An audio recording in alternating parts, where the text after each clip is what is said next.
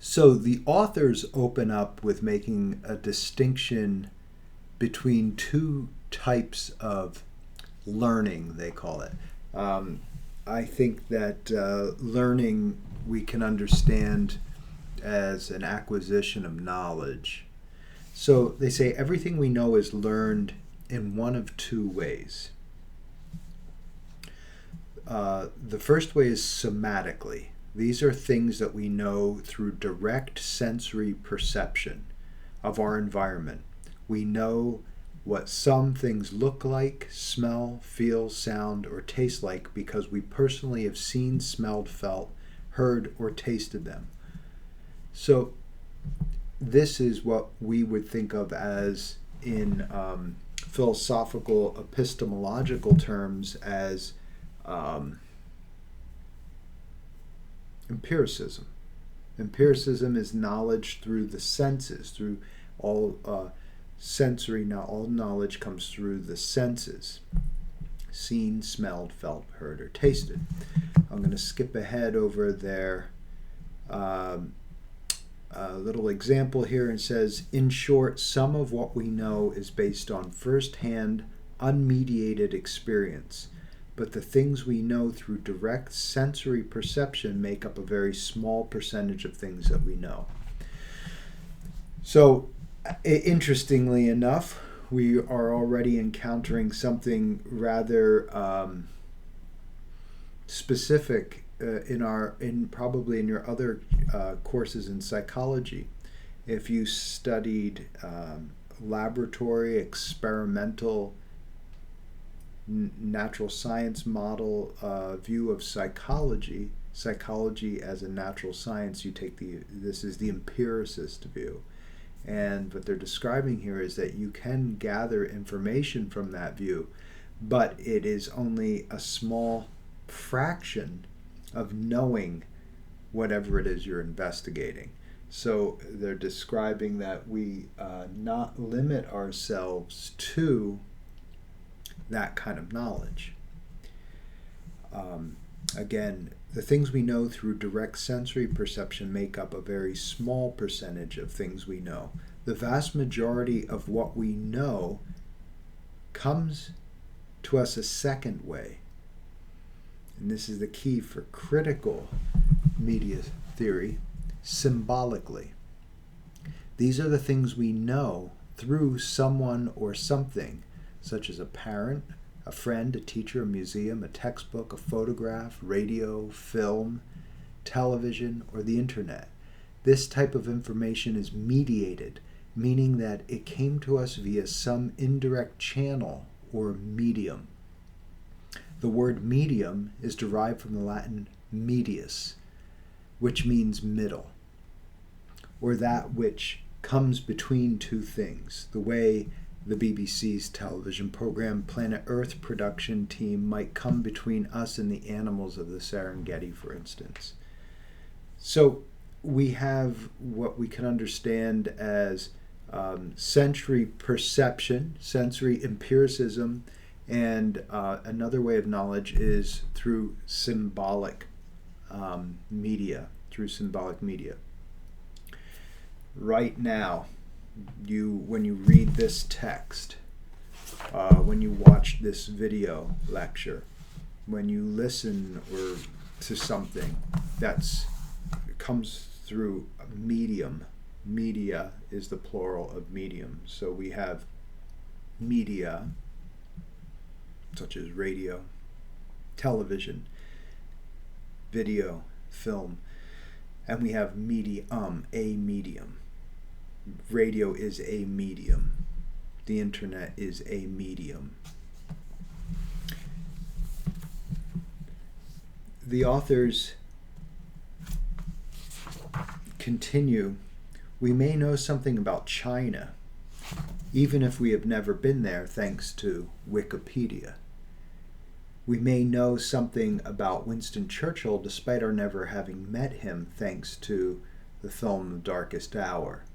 We may even know something about the particulars of conducting a homicide investigation, even though we have not likely ever conducted one, thanks to a criminal series, CSI.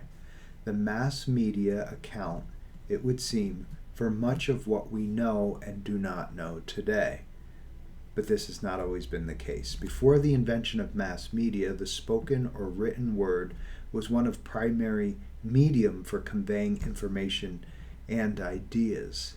The method of communication had several significant and interrelated limitations. First, as the transmission of information was tied to the available means of transportation, so by foot to postal delivery or through horse and carriage, pony express, etc., eventually a locomotive, the automobile, and then we moved on to electronic and then later digital movement in a medium. So going from print media that's delivered by hand to print media delivered by stagecoach or horse or train eventually, or car, then print being transduced into digital, which then is delivered electronically. What changes here is speed. Depending upon the time period, its decimation was extraordinarily slow, especially over great distances, such as across continents and oceans. Second, because information could not easily be reproduced or distributed, its scope was extremely limited. Third, since information often passed through multiple channels, channels, different people, or receivers, channels, each of which altered it, if only slightly, there was a high probability of a message becoming distorted. Simply put, there was no way to communicate a uniform message to a large group of people in a distant place quickly prior to the advent of modern mass media. Remember, again, mass media is the idea that we have this is mass media. I'm making a video, recording ideas, reading text, sending those ideas in one direction out to a mass, in this case 50 students. This is not available publicly. This is available only to 50 students, but I have one message going out to all of you. It's a one-way communication model. At this very moment, you cannot interact with me. Now, if we had a live stream, that would be a two-way flow, but this is a pre-recorded offering to you. Critical media studies, Ott and Matt continue, is about the social and cultural consequences of the revolutionary capabilities of mass media. Recognizing that mass media are, first and foremost, communication technologies that increasingly mediate both what we know and how we know it. This book surveys a variety of perspectives for evaluating and assessing the roles of mass media in our daily lives, whether it's listening to Spotify while walking across campus, sharing pictures with friends on Instagram, receiving latest sports scores via our mobile phone, retweeting your favorite YouTube video, or binge watching a Netflix series. The mass media are regular fixtures in everyday life, but before beginning to explore the specific and complex roles that mass media play in our lives, it is worth looking at who they are and when they originated and how they have developed. So we're going to go through now, the authors go through now, and look at a variety of ideas. Now, categorizing mass media, I'm going to give you a basic understanding of this. Media is a very broad term that includes a diverse array of communication technologies such as cave drawings, speech, smoke signals, letters, books,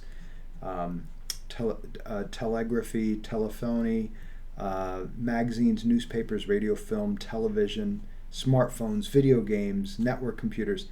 But this book is looking at mass media, or those communication technologies that have the potential to reach large audiences in remote locations. So it's the idea of mass media. What distinguishes mass media from individual media is not merely audience size. While a graduation speaker or musician may address as many as 40,000 people at once in a stadium, they are not mass mediated because the audience is not remote. So the audience can have immediate participation in that lecture. Someone can disrupt it. Someone can raise their hand and start asking questions, etc. It's not remote. Remote means that the message is being sent from one isolated area out to other areas. Now, of course, if Ariana Grande concert is being broadcast live via satellite, those watching at home on their televisions or over the internet are experiencing it through mass media. Mass media collapse the distance between audience and artist. So this distance right now between you and me, 50 of you are watching me in 50 different places, and it not only this collapses time because I'm making this video on a Wednesday morning in the summertime, and you may be watching this on a Saturday evening in the fall. So we have this collapse of time, and we have a collapsing of space. These categories, like all acts of classification, are arbitrary, meaning that they emphasize certain features in the media they are grouping together in expense.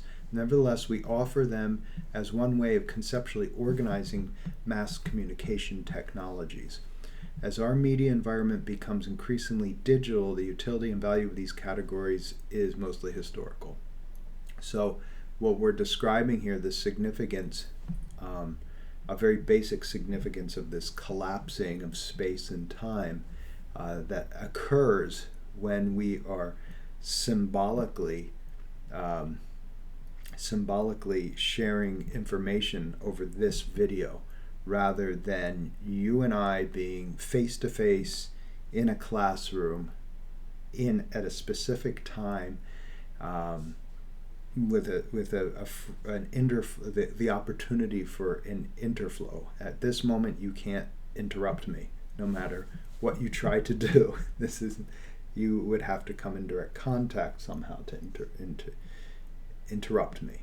So this is something to think about, understanding the difference between mass media and other forms of media. And again, anything that is mediated, anything that is a medium, the media are all symbolic languages. They are weak. This is coming to us through our senses, yes, but the information is a symbolic. It's not real. I'm not real on your video screen. You can't touch my hand. You can't experience me sensorially. You can only experience this. You may have seen the painting by René Magritte, the Belgian surrealist painter. And this painting is a picture of a pipe. And it says in French below it, "Ceci n'est pas un pipe." This is not a pipe, is what that is saying. And in the 19th century, early 20th century, people would look at this and say, what do you mean this is not a pipe? Clearly it's a pipe.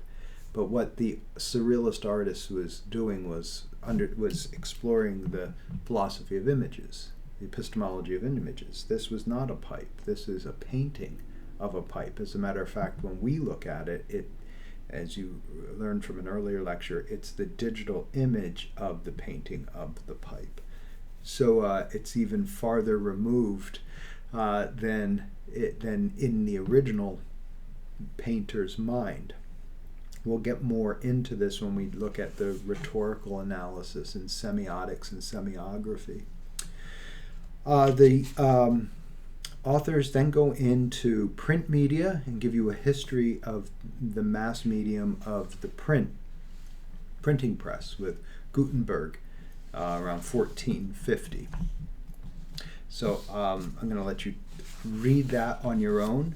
Motion picture and sound recording. Again, I went over this in our first introductory lecture, but this is very useful to read and understand motion picture, what was happening with film motion picture, time restraints on technology and how that later expanded. In the 1920s, like late 1920s, by the 1930s, the introduction of sound into film, so the replacement of movies into talkies. There is a great book you might want to check out. This is the book, Hugo Munsterberg on Film, The Photoplay, A Psychological Study and Other Writings. And this is a book that we have studied in this course, but Hugo Munsterberg took over the Department of Psychology that William James founded at Harvard University. And he was one of the first psychologists to write about the psychological effects of film, the emotional implications, the intellectual, the experiential implications of experiencing film in a theater. And this book, I believe, was written published in 1905, the first edition. See how my memory serves me.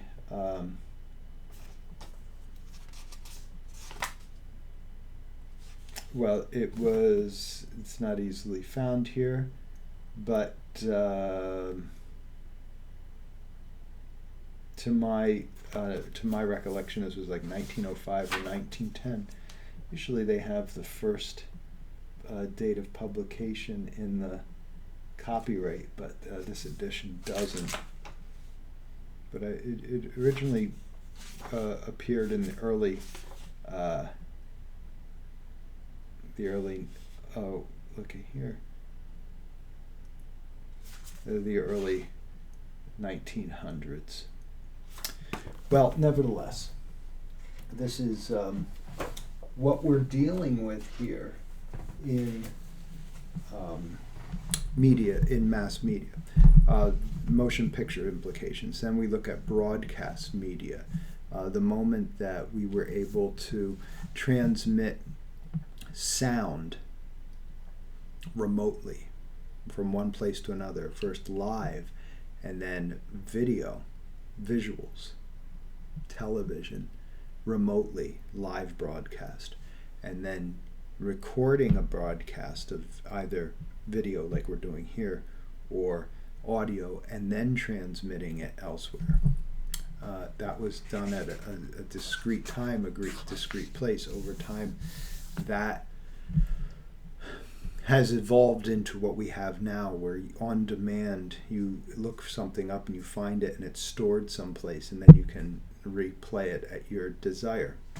And this brings us to the concept on page 8 of new media. Now I'm going to start reading here again because new media is very important. New media is the broadest and hence most difficult of the 4 categories of mass media to delimit and define. Though we offer a definition from Lev Manovic, even he is aware of the problematic nature. New media are the cultural objects which use digital computer technology for distribution and circulation.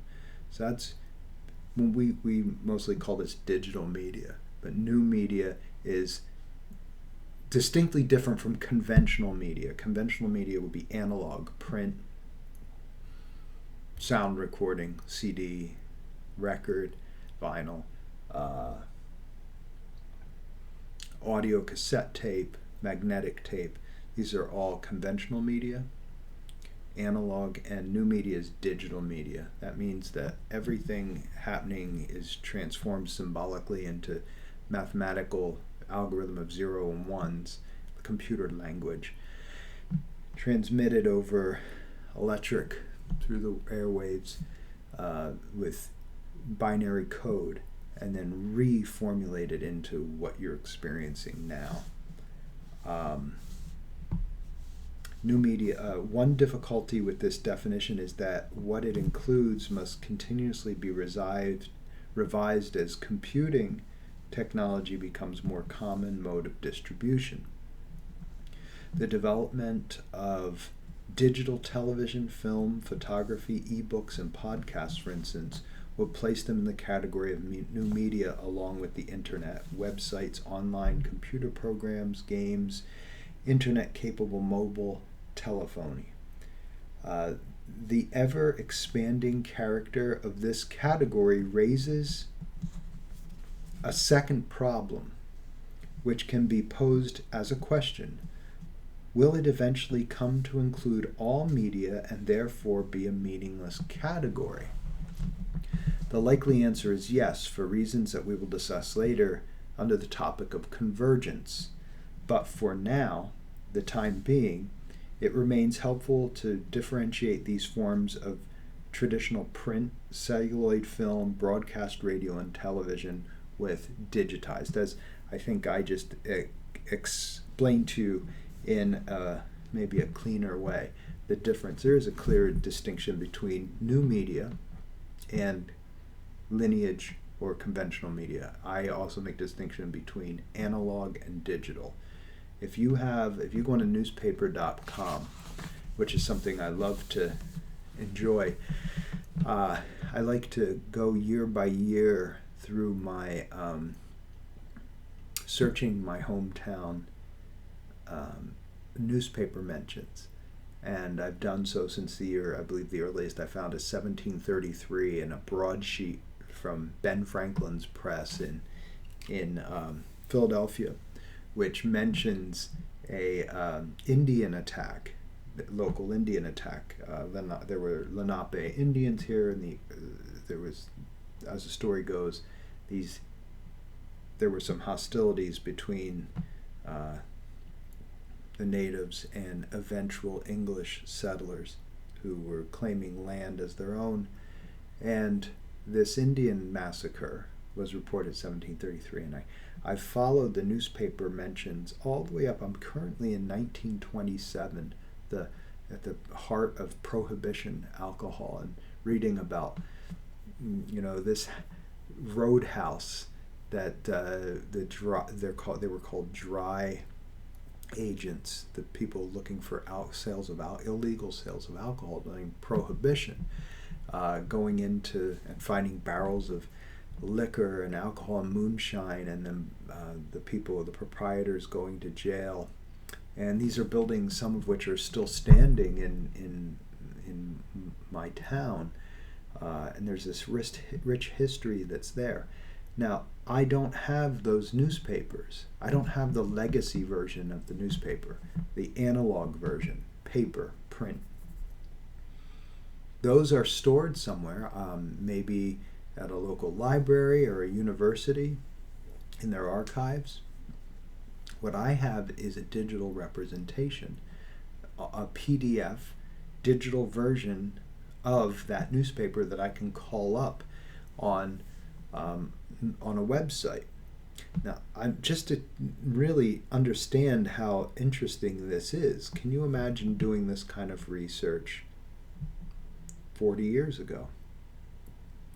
If I wanted to learn about the mentions of my town in a newspaper, I would have to go through and read every newspaper looking for the name of my town. Now I put the name of the town in quotes, I press search, and every mention of that town in 10,000 different newspapers is delivered to me. That is the difference between an analog interface of having to look at something on the analog paper and a digital interface, and this symbolic interface. And this brings us to this idea of postmodernity. If you look on page 10, we have a topic called Living in Postmodernity, and this topic is going to cover specific issues. This topic of postmodernity is convergence, mobility, fragmentation, globalization, and simulation. This is a term that we discussed earlier with Jean Baudrillard. So postmodernity, the authors say, describes the historical epoch that began to emerge in the 1960s as the economic mode of production in most Western societies gradually shifted from a commodity-based manufacturing to an information-based services. Um, as I mentioned in the first lecture to you all, from my book, Media Psychology, that I wrote some years ago, 2015, I believe. I think that you can safely understand postmodernity as being the period of time that begins with the loss of faith in science and technology, and that's somewhere around World War One.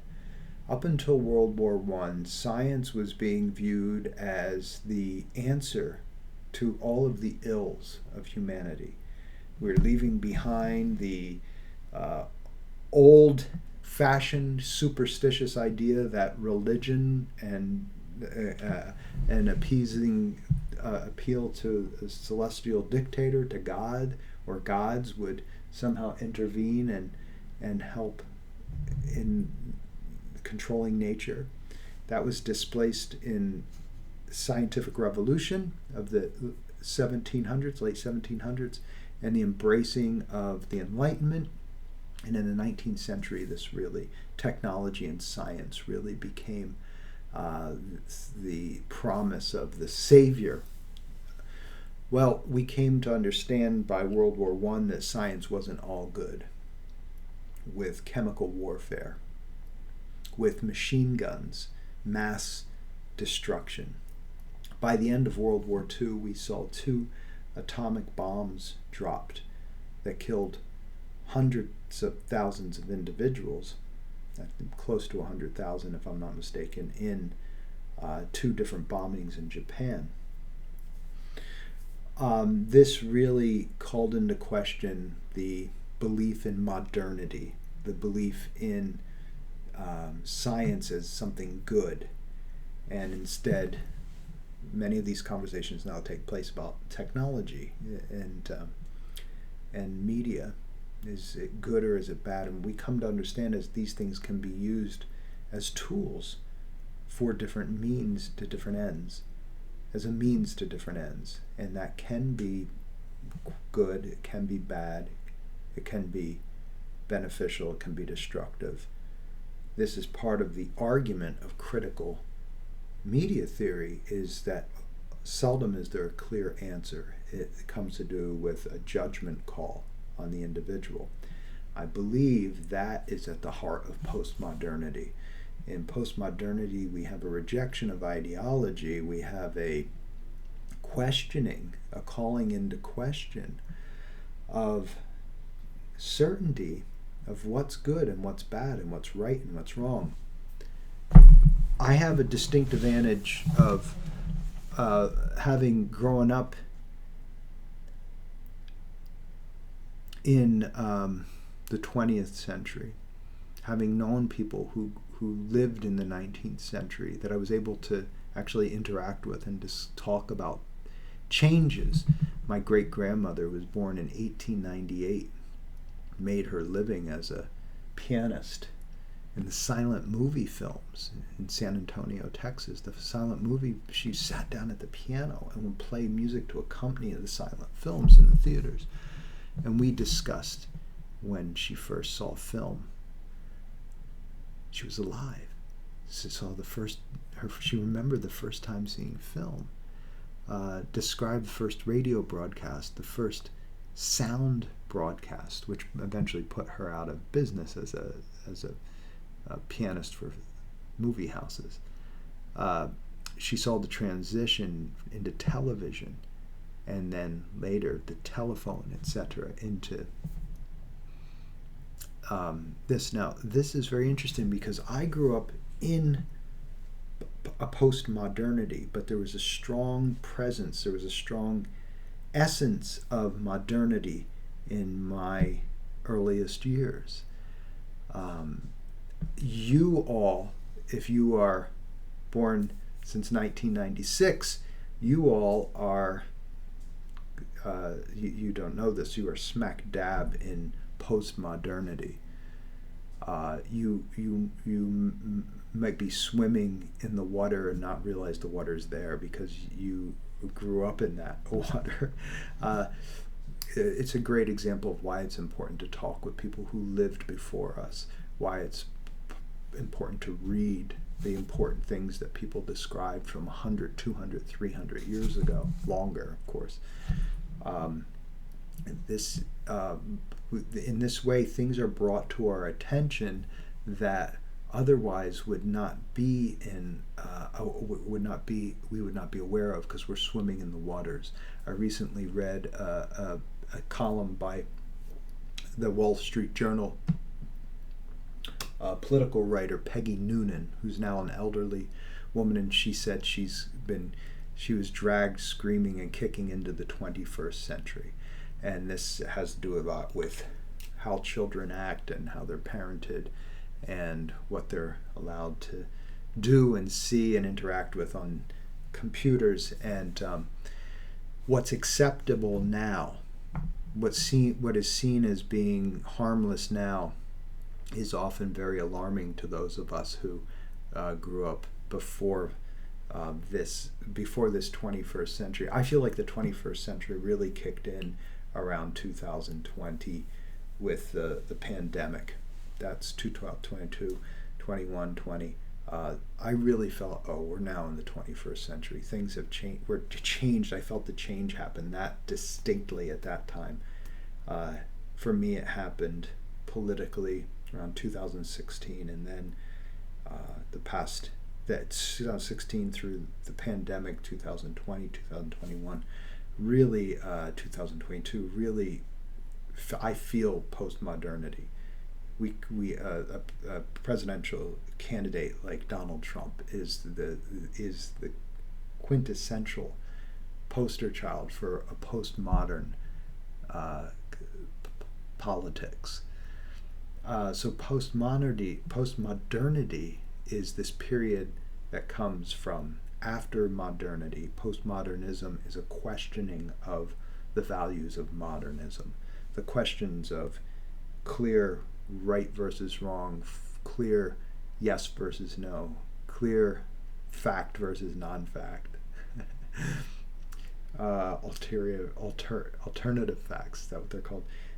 Clear good versus bad. And in this postmodern condition, this is a book titled by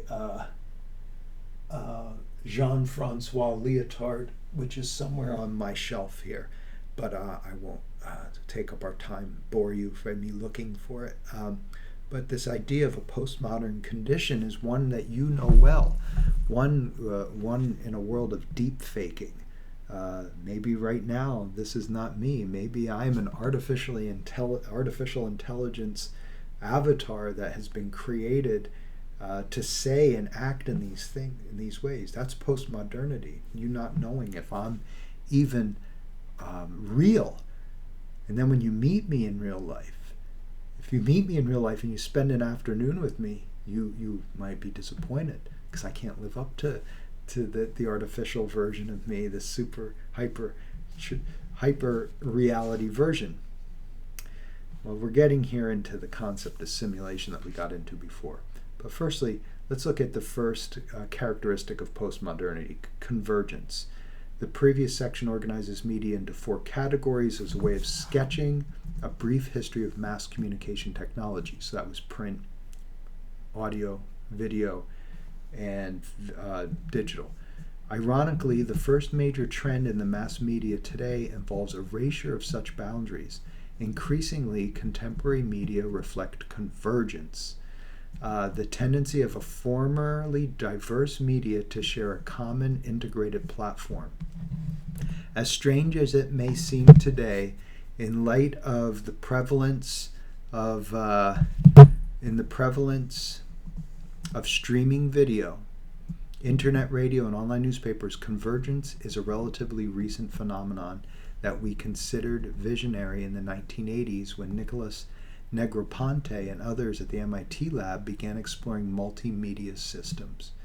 Before media convergence could become a reality, it had overcome 2 major obstacles. First, the noise associated with analog signals, such as those used in television and radio broadcasts, generating message distortion and decay over long time distances. And the problem was solved through digitization, which reduces distortion, relying only on bits and rather than continuous signal. And second, bandwidth limitations. The improved data compression techniques, but real-time transmission of data, so convergence. We have in this idea of convergence that this phone that I have here is a representation of film, audio, text. This is not just a book. It could be a book. It could be anything. This is a convergent media. This means that this device can converge all forms of media into one universal machine. I don't need a record player and a tape player. And remember, this isn't ancient history. I was alive and frequently still use CDs and tapes. I have a VHS recorder because I have things that I still use these things for. Maybe your parents are the same way. They like to hang on to their single-use media systems. Today, everything is converged onto one. It's also mobile. Historically, mass media, this is the next category of postmodernity. We are now here. When I started teaching, this didn't exist.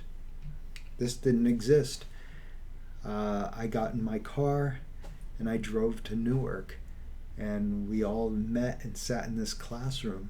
Matter of fact, I drove 2 hours, held an hour of office hour, and then met with the class. I like to teach evening classes.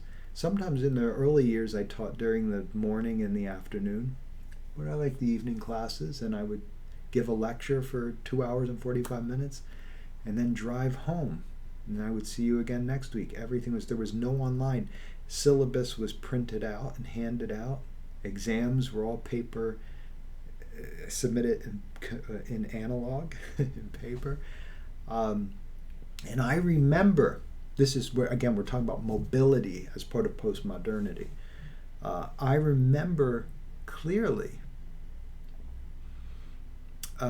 kicking and screaming that I would never teach online. I liked eyeball to eyeball. That's what I said. Eyeball to eyeball. I want to be with the student. I want to feel the student.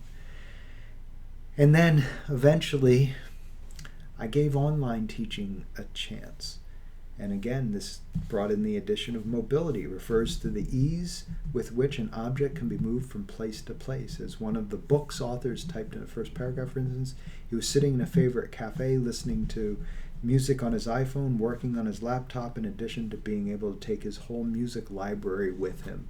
So mobility is exactly what's happening here. You are somewhere. I'm somewhere else. I upload this information. We have this interaction of learning with each other. You can experience me virtually, although this is all I've done for the past 5 years is virtual experience. I got back into the classroom recently, and the experience had changed so much for me. I had to think years ago about spending the gas. It takes a lot of gas to get back and forth to Newark from the Pocono Mountains where I live. Wear and tear on the car, the gas, 4 hours on the road for 2 hours and 45 minutes worth of teaching. And do that 4 or 5 days a week. I look back and I can't imagine the amount of time that I spent on the road listening to CDs of audiobooks because we didn't have the Audible yet.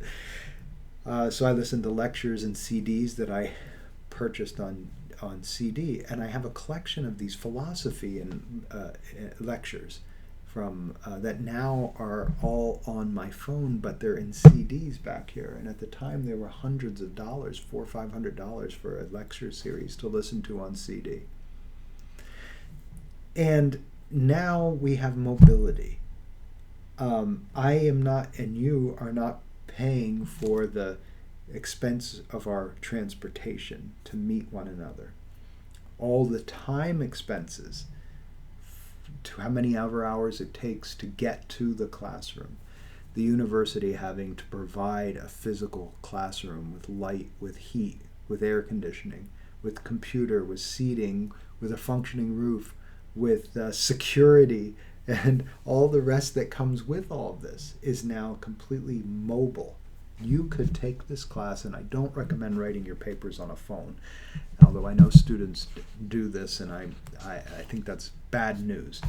You need to be using a computer, but you can take this phone with you, or I can take this phone with you, and I can teach this class from anywhere in the world that I have a connection with my laptop, which I do.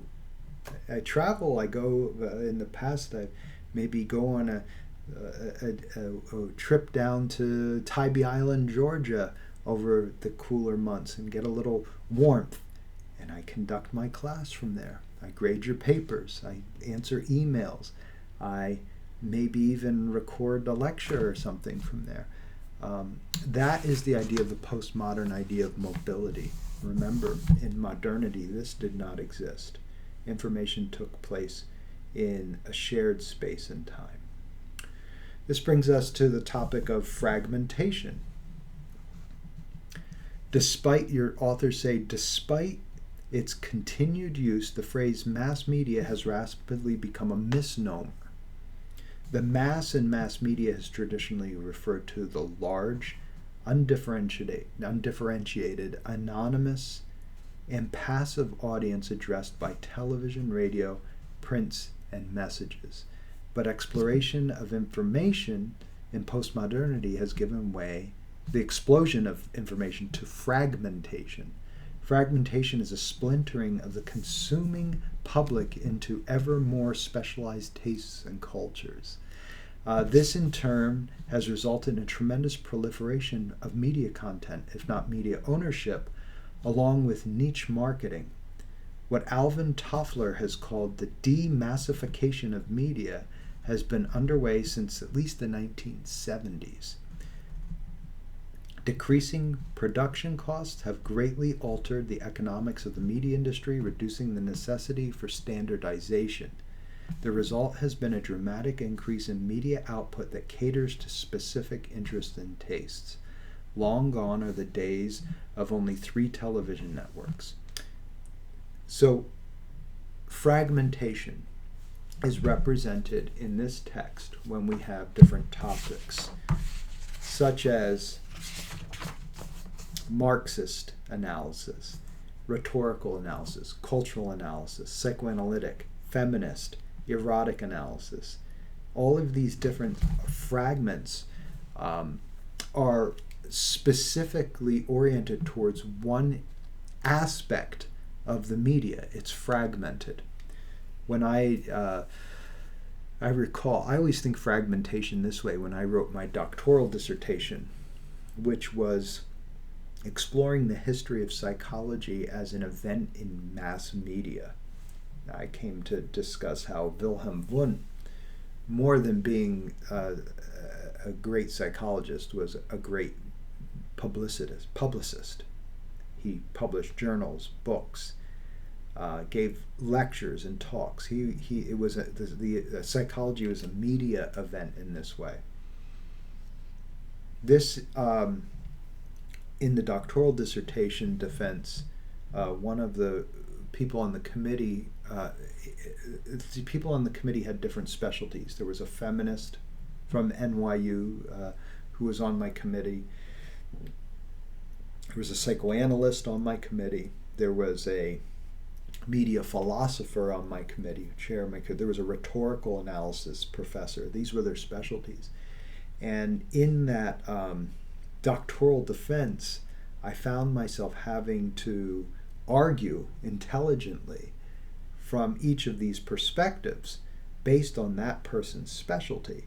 So the feminist media theorist was asking me questions about my dissertation which had nothing to do with feminism, but she was asking me questions, and I had to be able to defend my arguments intelligently enough against her expertise for her to say he's knows enough that I can give him my stamp of approval. Same is true for each of those other fragmented interests. And this is very interesting because my dissertation had to do with certain aspects more of psychoanalytic, psychodynamic media theory was definitely in there. Philosophy, I remember my media philosophy, my dissertation advisor asked me after I wrote, 400 words, why don't you mention XXX? And he, being my advisor, had a lot of weight and would not even accept it unless I talked about things that he was specialized in, since he was my advisor. So I had to add another chapter onto it, which I'm still unconvinced about. I still read, I know it's out there, and I say, I didn't know enough about it to write it, in my opinion. But I did my best, and he felt it was good enough to approve. Okay. So in other words, this is a fragmentation. Maybe we can even think fragmentation as the form of postmodernity in if we have a fragmentation of identity fragmentation, gender politics, identity politics, all the things we have today, very complicated mix. This is the fragmentation. Simulation, I've already described to you. This is the concept of when the hyperreal becomes more real than the real. The artificial becomes the real. We had earlier discussion of that. Globalization is a complex set of social, political, and economic processes in which the physical boundaries and structural policies that previously reinforced the autonomy of the nation state are collapsing in favor of an instantaneous and flexible worldwide social relations. While globalization is multidimensional, we wish to focus chiefly on economic globalization. What I would say about globalization is this. There was a time, and this is still the case, but it's definitely less so than 30 or 40 years ago. I remember my first time getting off a plane, getting on a train and getting out in my first European village in Germany. And this was in Frankfurt. And I remember going into the supermarket because I was hungry, and everything seemed so different to me than what I was used to growing up in the East Coast of the United States. And I remember this was in the 90s. I remember this early 90s, around 1992. And I remember this being, wow, the Germans, it's so different in Germany. And I went to Italy, it's so different in Italy. Switzerland's so different from the other places. France is so different. Belgium's so different. And then a year or two later, I ended up in India, in Indonesia, and China. And I think, oh my goodness, now this is different. My senses were turned upside down in India. Slowly but surely, through my adulthood, traveling has become more homogenous. I can now, this isn't merely because I've been to places that I've traveled, but it's because the world has become more homogenized. Globalization has taken place. So in other words, you can go even from one town to another in the United States and have the same stores, the same chains, the same radio stations, the same newspapers, because local has been displaced by global. So there's a certain, one time there was something really special about getting a souvenir shirt or a piece of candy from a certain country, because it was so difficult to get that. You had to actually go to that place to get it. Of course, today you can go on Amazon and buy chocolate from anywhere in the world. It's no big deal. Oh, okay. French chocolate, Peruvian chocolate, no big deal. But there was a time not too long ago when this was very special. That is globalization of ideas. That is a globalization of ideas. So these are some of the things I want you to I wanted to give you some direct experience with regarding the idea about postmodernity. So as you read this first chapter in Critical Media Studies, keep some of these things in mind. I recommend watching this video and then reading, and then maybe coming back and watching again and seeing what stuck, what was useful. And hopefully this close reading, me interacting with the text with you, give you an example of not only how to go about thinking, but maybe some ideas that may not have occurred to you. And this will give you fodder for writing your papers. Okay. Thanks for your time.